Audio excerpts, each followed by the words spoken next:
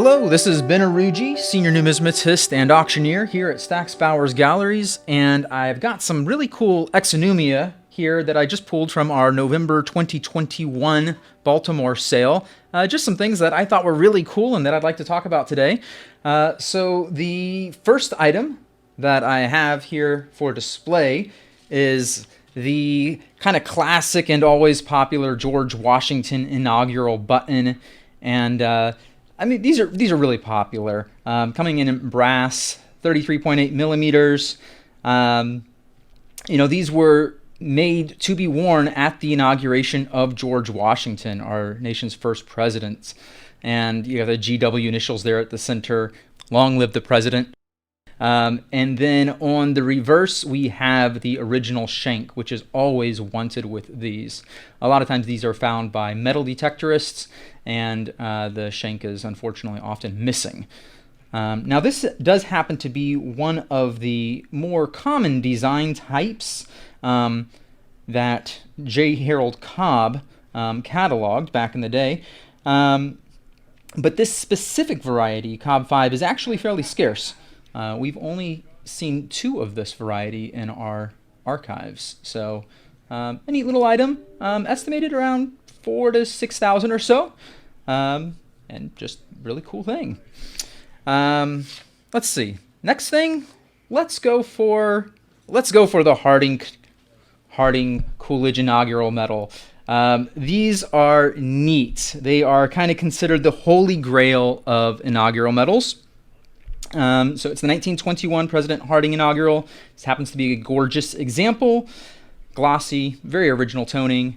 And you even have some of the original mint red that you can see. It's kind of faded, but the mint red around the portrait there.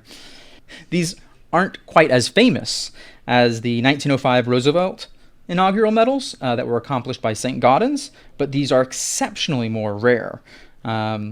Fewer than 60 are thought to survive. So for the collectors of inaugural medals, this is kind of the key. And we expect to see pretty aggressive bidding here, probably in the range of $25,000 to $30,000 or so. All right, next let's see. Let's grab the Captain Charles Stewart Naval Medal, a very rare War of 1812 medal. This one happens to be from the collections of the Naval Historical Foundation, where it lived for almost, actually more than 3 decades. And it's just one of 4 known in silver. Has very attractive reflective surfaces, some navy blue and light silver gray toning. Hopefully that you can see that here. One really cool thing about this one is it is a very early strike with no rim cud seen over Constitution. The word Constitution here, which is actually seen on most examples, even other silver specimens. So that's a die issue that happened very early on, and this one does not have it. So it's a very early strike. And the medal commemorates Captain Charles Stewart's flagship, the USS Constitution, which you can see here on the reverse, otherwise known as Old Ironsides, in a battle in which the captain was able to secure a victory over 2 British warships with just the one. So that's the reason the medal was made, and it's just a really neat item in silver, and very rare. Also, we expect about $25,000 to $30,000 or so for this one. All right, let's go to the end of Washington's political life here with the Halliday Medal, a classic issue here in bronze by Thomas Halliday, the famed English engraver, and this one's just exceptionally handsome. It has nice satiny surfaces, antique copper brown patina, and you get some highlights of rose orange and cobalt there. And this commemorates Washington's retirement, struck around 1816 after the also famous Sansa Medal was accomplished, which this roughly shares the design. William Baker the cataloger, the famous cataloger of Washingtoniana, famously considered this medal the most artistically significant military or civil career medal of the Washington series. So very, very popular piece. Very rare as well. Estimated 20 or so pieces extant. 54 millimeters, struck in bronze, estimated around 5,000 or so, 5,000 to 7,500.